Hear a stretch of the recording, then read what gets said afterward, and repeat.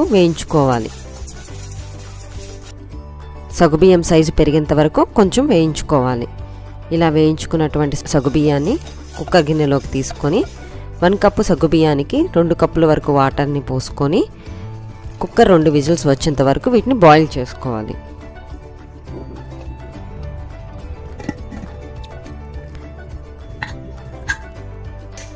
సగ్గుబియ్యం ఉడికించుకున్న తర్వాత ఇంకో పొయ్యి మీద బాణలు పెట్టుకొని దానిలో 1 కప్పు వరకు బెల్లాన్ని వేసుకొని 1/2 కప్పు వాటర్ని యాడ్ చేసుకొని బెల్లం కరిగేంత వరకు కలుపుకుంటూ ఉండాలి.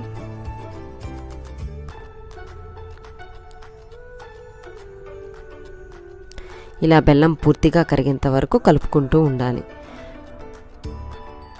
దీనికి ముదురు పాకం అలా ఏం అవసరం లేదండి. బెల్లం పూర్తిగా కరిగితే చాలు. బెల్లం ఇలా పూర్తిగా కరిగిన తర్వాత స్టవ్ ఆఫ్ చేసేసుకోవాలి. అలానే ఇంకో ప్యాన్ పెట్టి